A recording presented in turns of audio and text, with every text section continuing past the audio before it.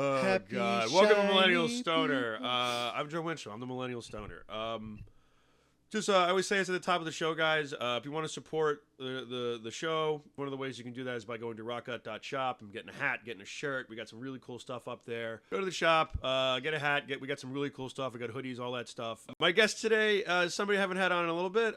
Dear friend of the show, Andy Plagainos. Woo! Comedy dad. Yeah, right. Comedy dad, Andy Plagainos. That's how Kelpie always brings me up. My comedy dad and yours. Yeah. Well, you're like the first dude, one of the first dudes I met. Yeah. No, and I think you're one of the first dudes I liked. that might be more likewise. Yeah. Because I'm like, I'd been going to. I think I met you within the first year. I'd been doing it for a few months. Because I knew Fails. And it was so when I. Well, actually, I guess I was a year in because that's when I met you in Fails, and Yeah, because that was when I first did the Dracula thing. I saw you. I was when a you first. year in. For those of you who don't know Andy, or maybe hasn't, Andy does a whole bit where he dresses up as Dracula. And he just says hacky Dracula jokes, but like really lays into them. It's pretty funny. It's pretty stupid, but in the way that you like, it's just like it's fun. Yeah, like if you want to have fun. Like, and he's it's not so much a thing. comedian as he is. I am the artiste. entertainer. Yeah, you know what? Like I'm totally just an entertainer. I'm totally cool with the artist thing. Actually, Yeah, you don't want to just be the entertainer like the way vaudeville used to be. No, I think I'm at a spot right now where I just and listen, it part of it is of course the sickness, as our friend Fat Jay would rest say. in peace, Fat. Oh, never mind. we're doing. Love you, Fat Jay. When we're going on vacation, we just need to have a just in case it happens. Okay, that's skating the line there, buddy. Yeah. But part of it is the sickness. Part of it is, I think, maybe of course, whatever shine of me has worn off. Like, and everybody goes through cycles of not really getting booked and whatnot. Yeah, I'm going through it now. Well, I'm like, I just, what I'm doing is I'm actually leaning into the stuff that is not necessarily going to work. Or that. See if you can make it work. Well, not even that. Like, I want to present what I think is funny and, like, my view on the world, kind of we were talking about. Oh, yeah, okay. Before. Like, I that's what I want to do. Like, so it is more on the art end of what we do, but I hope to still talk about my dick. I'm going through a dry spell of shows, so I'm just like... I kind of like what... Yeah, so... I got stuff coming up, so it's good and everything. It just sucks, because, like, you get bored. Yeah, well, that's why I know, like, we were even just talking about the other night, is that I've missed the last couple of Monday mics. Yeah. And I haven't been able to get out. I got to say, part of it is the Prozac. Oh, yeah, you're in Prozac. How's your dick work? Not great. Not great? But sometimes, okay. I mean, I'm on the Lexapro and Vyvanse, which has been good. Right. I do wish I could still feel my genitals, but that will come, I guess. Hopefully. Like, yeah, because, like, it's weird because... And it'll come a lot. No, it doesn't. It's dude. I timed it. We're 5 minutes in. Everything's fine now. Right, Chris? Yes, thank you. We don't want to fuck with the YouTube algorithm. That's why I was like, I'm just going to like not say anything until I can talk about masturbation. Dude, that's why I thought I fucking when I talked about but it's weird. The first thing, I remember having to ask that question when I went on medication, and I'm not being disgusting. I was just like genuinely, I was like, I heard your dick stops working. I'm like, what, with everything. And they had told me, like, well, that's like a side effect that not everybody gets. You might not. But, if you do come back in, we'll give you Viagra. And I'm like, oh, God. Like, now you're on the pill buildup. No, but I don't, like, it's fine when I'm not on the meds. That vape inhale was 100% for dramatic effect. Was it? No, it's for the fact I'm addicted to nicotine. Well, no, mine. Oh, yours. While you were talking is like, gotcha, brother. Yeah, okay. That was tell me about it, my man. But yeah, it is kind of, and it's funny because I even say, because if I have like, oh man, that was a weird shit, I'll say to my wife, because one does, and she'll be like, what do you think it was? Because it's as you get older, it requires, get weird. It gets a lot more detective work into why that happened. Retracing my like steps, looking like at this, old receipts. listen, and you have to use all of your senses: smell, sight, feel, and you can figure it What's out. that feel like? What's that smell Yeah. like? This is a lot squishier than the last one. Oh, this is thick. But it becomes a lot more detective work as you get older. So I'll say like, crazy shit. My wife will be like, what do you think it was? And I'm like, listen, I don't know at this point, because every medication I'm on, everything makes me shit weird. So it could be everything. Everyone's a suspect. Yeah, exactly. It's like everyone's a suspect. That's why when you remove the impossible, whatever remains, no matter how improbable it is, must be the solution. Still Sherlock Holmes for anybody. I get it. That's classic. Christ. I love how Basil Rathbone. highbrow, lowbrow you are at the same time. I love how you're like educated, but also just like kind of a piece of shit. Yeah, it's actually one of my favorite qualities about you. Well, that's because it's all faux intellectualism. It's more of a vibe than anything. You say a couple of well-placed shit in your life, and then all of a sudden you're like, everybody's like, well, the smart guy is Andy, and I'm like, dude, you are labeled as the smart guy. And you're really for no fucking reason. It's confident. It's the glasses. I wear glasses and I have a mustache. It's glasses, mustache, and sometimes I'll wear a jacket. No, I 100%. If you look, it doesn't matter. Ingrained in people's system, if they see a dude who looks like you with glasses, they're like, this guy looks like some sort of scientist. I bet he knows a lot. Like, what are we? We're all drunks and stoners and degenerates. Of course, we were like, Andy seems like the most responsible. Do you know what the greatest flex is What's for the me? Greatest flex? Is and it's usually with older people. They'll be like, oh, did you know, like the conversation about like what degree you have, and I'm like, you do look like you have several. I do have a couple, but they're an associate's and a bachelor's. I was gonna say there's a caveat to that. I have a degree, dude, like, and even the way I'll say it is, arts, when it can come up to benefit me in some sort of social. This is the inside of like Andy the sociopath, by the way. Andy the sociopath. It's like I'll say it as my degree is in mathematics. And people are just like, you're not wrong. Whoa. And I think there's an expectation because of my presentation that they think that it's going to be English. Yeah. Or something they're technically profiling you. A writing degree or something like that. And I love that stereotype to a certain extent because I'm not that person actually. No, you're not. So when the rubber meets the road, it's like, I don't know what I'm doing. It's the whole imposter. Yeah, imposter syndrome shit. All of that shit in that. And it's so fun. That's why it makes me so uncomfortable when people are like, you're so smart. I've been trying out a new joke. Now, you weren't at Bowman's mic. All right, it's, what do you call it? And Billy's the one who told me I should use it because it's something I've said to him more than once. I'm the kind of guy who does the New York Times crossword every single day. Yeah. Which you know what that means. What? I'm better than you. I'm not 100% in love with it. No, but I get it. It's something that like I was explaining like what a yuppie I wanted to be when I was a kid. You wanted to be a yuppie when you were a kid? I wanted to be like the whitest white person, like but liberal, like ultra left wing. Lawyer, defense lawyer. Okay. Like Kuby or William Kunstler or some shit like that. Yeah. And fuck, why was I saying this? Man, we were doing great. We were going good. So I wanted to be you wanted to be a yuppie. So I used to I started it when I was in high school. I would buy the Sunday Times. Sometimes I would go back. You were like an old man kid? Yeah. You were no, like the kid who wears a suit to school every day. I used to wear ties and fucking blazers, like my uncle's old gear, and people used to think I was a fucking teacher. Like just walking down the hall or walking down the stairs, Did you they'd have a see my mustache at that age too. I had facial. Absolutely, I've been shaving my entire face since I'm 13. 11 was my mother used to fucking Been send shaving me. my face since I was 13. Dude, at 11, she used to be like, "Go wash your face," and I'd be like, "I just washed my face." Go wash your. You know you didn't. Go wash. Use soap and water. I washed my face again, and I would go in, and then she realized I had 11. I had a little mustache. And so she fucking that when my dad would come to pick us up, she was like, "Hey, could you Shave? show him Yeah. how to shave?"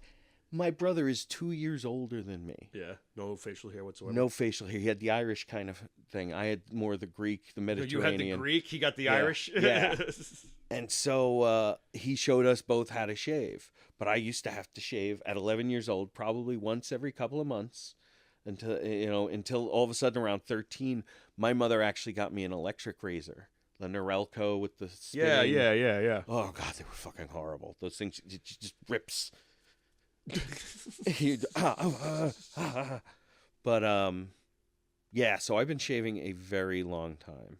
That was. Let me tell you how long I've been riveting episodes. Yeah. It's like, Andy's shaving habits. Tell what else? When did it start? What kind of mouthwash do you use, Andy? It's Tonight like on Inside Edition. Andy's Andy bathroom Plagainos. habits. I buy Yeah. the double-ply toilet paper because I find it to be softer. Joe, you know me. I do. Sometimes I wish I didn't. Yeah, but- no, I feel you, dude. Me No, too. I love you. Oh, fuck you. No, me too for me. Oh my god. Poignant. That was a Well, poignant Yeah, pull. like I'm saying, we're going back to what we were saying before about like everybody looking at you and being like, Oh yeah. it's better. People look at me and they're just like, I bet you that guy sells drugs to kids. Yeah. That's what they look at me. And Well, that's just it. Is you have to promise low and deliver high. Oh yeah, you have low standards, so you're never disappointed, right? Like that's it. Like, and I've tried to do that my whole life. Is like not Not give have a high lot standards. for myself. Yeah. Oh. And then other people have them, and it's the road to disappointment. We're on the road to disappointment. Bob Hope, Bing Crosby. You didn't see that one? Anyway, I was saying before how I had saw the Saturday Night Live movie and everything, and you hadn't seen it, but Yes. I was like, you should go see it. Yes. It's pretty interesting. I'm sure they compacted some of the shit they do in it, but there's a thing I wanted to bring up because I had to look it up when it happened. Oh, I have all sorts of books. I was very into Saturday Night Live. It's great. You should watch it. It's I have fucking- one of those significant things that I felt like was supposed to be the story. I was born the day of the third episode of Saturday Night Live being aired. Okay. So I always You're felt, not special. I don't know. I know. No, I. It took me a long time, but it's been years now. But it felt like that I had was like a purpose. thing. Like Yeah. it would be in like a profile, like local boy. Born You know, on the Jimmy same. Fallon. Look at Jimmy Fallon. They talk about him growing up in Socrates. Yeah, that's true. So, I was like, oh my God, here I am. I was born in Manhattan the day of the third episode. Part in Astoria, moved out to Long Island. Like, it was like, I was like, there's a thing there. And that was part of like the dream getting crushed. Right? Like later on, like when it was like, no, but I was anointed by God. Like, yeah, there's so many other people that are so much funnier than me and so much better at doing that thing. I would still love to do it, and I think I would excel at it, but there are so many more deserving people. Yeah. Yeah, and I know a lot of people will say things like, well, if you don't have that killer thing, well, that means that I'm not into the business end of it. Like, I'm realizing now, I think it's a getting older thing. It's okay. Okay. Like to be into it for the love of the thing. Oh yeah. Well, you can't just you got. Fuck. I was like, Chris is laughing at I your know, dreams. Chris Like, is I'm laughing. bearing my fucking soul on a very special episode of the Millennial Stoner. God. Andy has a breakdown, But and Chris fucking laughs at him the whole time. it was Saturday Night Live movie. It happens in real time, and it's the 2 hours before air, which there was a lot of that first episode. They didn't know what the show was. So there's a Yeah. lot of them doing that. But there's who the fuck is it? J.K. Simmons is in it, and J.K. Simmons plays fucking. He was TV royalty at the time. Not Merv Griffin. Uncle. Oh, he played. Mert. Yes. Okay, because there's a lot with what's his name. Oh fuck, Big Dick, dressed like a woman. Bugs Bunny was styled after him. Yeah. Milton Berle. Milton Berle. I'm just saying. Milton Berle's in it. Milton Berle. Yes. Okay, that makes sense. That's a good cast. I don't know if he was actually there or anything like that, but at one point he's talking to like Chevy Chase's fiance or something like that. Like clearly like trying to fuck her and everything. And Chevy Chase is like, whatever she's spoken for. And the guy who play again, all the people that play like the Belushi and all them fucking, I think they knock it out of the park. But this whole fucking scene happens where Milton Berle essentially just whips his dick out. And I didn't realize that he was one of those dudes for his legendary big dick. Yeah. And I was talking to my fucking director friend, and he goes, I highly doubt Milton Berle will do that. I'm like, first of all, like, I looked it up. I'm like, apparently, like, it was known that he had, like, a huge cock. And the second thing is, why are you defending Milton Berle so much? Like, what the fuck? No, Milton Berle was an asshole. Apparently, it was not just a huge dick in the pants, but a no, huge dick in like the huge world. dick Yeah. of everything about him was a huge dick. Yeah, he was like Mr. Entertainment. Yeah. I feel like that's actually There's Billy Crystal's in it too, but it's just strange that they were like, just like literally whips his dick out, and it's funny in the theater, like it happens in the show, just like enough of it to be like, that dude just whipped his dick out. That's the root of a cock. Oh God, yeah. The because the dick tip, root prosthetic that he had to wear. Well, I just like that, like dick root, okay. Yeah. Dick tip, not okay. Yeah. Like it's like you can show bush, but not like vagina. But not like lips. Yeah, exactly. Yeah. That's how they came up with the rating system. Fucking right, like somebody actually has said Bush okay? Bush is rated R. Anything after that. How aroused am I if I'm jerking off? This gets an NC-17. If I'm gonna go jerk off, if I'm gonna excuse myself and go to the bathroom to jerk off, absolutely. Yeah, it's just good, and it's like it's crazy because it's just one of those movies. Because what's his name's on it?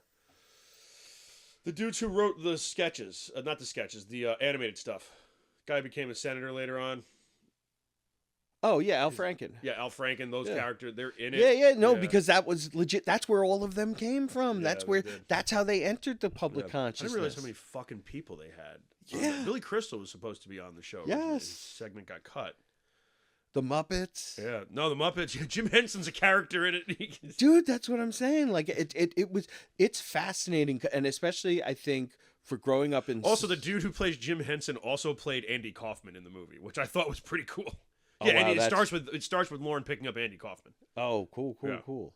I love that. See that, and that's what I'm saying. I was obsessed with that period of time because it was so amazing. I was born in '75, but I wasn't aware of any of that shit until. I don't think there's any comedic people like that coming out nowadays. Well, pure comedy people, with the exception of stand-up, but not like that was like improv people. I think they try to square peg it like somebody's successful at something, and I think stand-up is something that you can, because the writing involved, you can cross them over into being a writer. A lot of them can, or a performer. It's one or the other, or a performer, or both, or both. You're better off there. But I think what happens is sometimes you get comedic actors, and they think they can hang everything on them. And I will use as my example Matt LeBlanc, Joey. Yeah, I know who it is. No, I don't. I barely do. You know what I'm saying? Like I never watched the show. Oh, you mean from Lost in Space, the movie? Yeah, from the yes, the fucking. That was Matt. I always forget that's Matt LeBlanc in that movie. Yeah, that's the badass like Marine or as yes, Captain, whatever his name is from Lost in Space. But Major, no, he's Major something. Like where's this going? Where's this going? This is the breakdown of being like, I'm too into Lost in Space. You're too high, is what you are. But Joey, like they then thought because they wrote his character this way, and he was 1/6 of an ensemble, that it's going to just the math doesn't work. Now you're going to go with 90%. You're going to saddle this guy with an entire He's a comedic actor. He's Yeah, not. Your writers are going to have to step it up. Give him something to do. It's not his fault. Yeah. Like he was really good at doing what he did. Yeah. And then from what I understand, I never saw Joey either, but it was terrible. From what I saw understand. 2 episodes of it. I remember thinking Drea DiMatteo was really hot. Well, because yeah, It still is. Yeah. Yeah, well, that goes back to But The Sopranos. I was never like my sister liked Friends. I never watched Friends really. It just never. I don't know if I have sat through whole episodes by now, but they're on in the background. I'm not really 100%. That's always what that show was. It was always a background noise show for me. So it was I never really watched it. I tried. I watched. I didn't. I mean, I really watched movies. I didn't get into sitcom stuff till later on, like old stuff. Like I'd go back and watch like. Well, no, Married with Children I always watched, even when I was a kid. See, that one was like, it definitely had the stink of Fox, what they wanted to do. Yeah. And like the influences in my life, like my parents, of whether or not that was going to be on a Sunday night. Yeah. It wasn't going to be on. So we just were like, not into it. I liked movies. That was that's what I would watch. That was my whole. Right. That was my whole thing. I had stacks of VHSs as a kid. Well, we used to the times that we would get HBO or have like a sneak preview, we would just tape. Oh yeah, you had one of those. You were one of the shelves the entire time. That's a good sign of white trash right there. If you have a bunch of fucking VHSs. But we were nerds. Yeah. Because my brother would put the timestamps. Oh. For what? For like and write the movies on the label. You would record several movies on one tape? Well, you would just, what we would do in the morning, he would put a fresh tape in, 6-hour extra long play tape, hit record, and he fed the cable through the VCR, so it's taping cable. And then we would come back home, and it will have just stopped. We would then go back through and watch the movies, and he would take notes as to when movies started based on the counter, because you zero the counter, and then would write it on the label, so that if you wanted to find a movie, it wasn't just like, it was one of these tapes here somewhere. I ended up doing this for my father. What? Before I left for the Air Why Force. did you put timestamps on it? So that you would know when, because it had commercials on it, right? No, because it was HBO. Oh, okay. But the timestamps. Oh, you would just record movies all day. Yeah. Oh, okay. And so and to say like which movies are on this tape and where they are, so you don't have to sit there and watch the fast. Wow, you were like, that's like Netflix ahead of Netflix or whatever. That's like that's like the beginning of streaming service in a lot of ways. My brother was a genius. I always say that. He was one of the smartest people ever. But I did it for my dad before I left for the Air Force, because he just had hundreds of tapes, and he was big. This is before Blockbuster came in. But whenever a fucking movie thing would go out, a VHS place would go out of business, they would sell all their videos. And my dad would go and buy every Kung Fu movie that they had. Okay. And we would watch fucking Kung Fu movies constantly. That's why, sometimes I try to do it on stage, because I had a ventriloquism dummy when I was a kid. Oh, God, yeah. And so I taught myself how to be like, oh, you'll hate me, huh? That's pretty good. That's pretty good. That's what I'm saying. Did you see that? That's pretty good. That's like Police Academy, some shit right there. Holy crap. Michael Winslow was huge for me. Like sometimes we talk about like how what you were into when you were a kid. Like I come from such a weird fucking spot to be current now. Okay. Like I would have made much more sense in the 80s and 90s. Yeah, but I wouldn't be doing the humor that I do now because of the life experience that I have now had. But you're also, it's what you think is funny. It's always that. So you got to just kind of stick with that. Right. You're not good at other stuff. I wouldn't try it. No. But if you came out there and you were like, I got props, I'm like, oh God. Like the way that I would make people laugh at parties. Like that's what people liked having me at parties, because I get anxious and have to perform for people. Like, and I had bits. Like, except when you're over at my house, you just fall asleep in the armchair like an old uncle. Dude, you know what's fucking completely unfair? And I feel like this is how we know the devices are listening to us. So last year at your Super Bowl party, yeah, I don't even think I fell asleep. I think I. Like you were resting your eyes. Yeah. Probably just resting my eyes, but maybe I did fall asleep. That's fine. I was pretty high. And I mean, it's a great. I mean, you lay down flat. Yeah, that's a good chair. It's amazing. I'm looking. No one else took the chair, and you went right for it. I've already taken the day after the Super Bowl. So, but here's where I think, because we've been talking about the party, and I also have a different thing I'm going to bring this year, and I think it'll be much better than the chili was received last year, because we blended in. It was like a dip, and there were so many other dips. There was a lot of dips. There was a lot of dips. I was talking to Donnie and be like, "What are you making?" And he goes, "Dip." I said, "You're making dip. Everybody else, you can't bring 18 dips. So it's insane." I'm making stuff that we can dip in the dips. What? I'm making pretzels. Oh, okay. Yeah, I heard. Yes, I know what you're doing. Yeah, that's fine. So that's what I'm saying. So you can use that to get any dip that might be there, and maybe we might find an amazing combination. Yeah, but it doesn't matter. There shouldn't be 18 dips. Like, no, I know. I'm not saying I won't have something to eat, but like everybody can't just bring. That's like everybody brought cups. It's fucking ridiculous. I would love if Kelpie made her deviled eggs again. She probably is. They were so good, and this year I'm not going to hold back. I'm just going to eat all of them.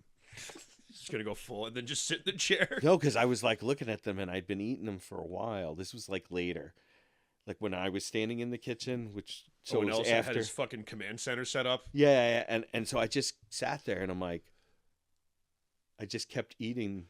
Like when you ate fucking all the mozzarella sticks, you were telling me. Yeah. Please tell that story on here. Well, Chris wasn't there. It's a great way to go out, actually. So I used to be a bartender, and I was drink every night. I was out every night and whatnot. And so this one night we had been out, hammered, ended up at this bar in St. James that's no longer there. It's a park now. And my buddy was the bartender, and I was there, and we were like, dude, we're so fucking hungry. And he's like, all right. And I left out a little bit of like that he did make other appetizers. Yeah, but you didn't.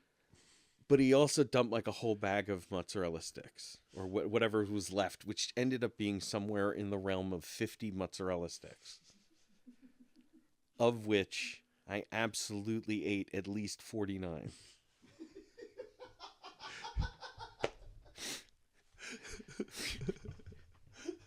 I'm happy I remembered this. And so I we were still drinking, we're still doing shots and everything. I'm now home. I've got to vomit.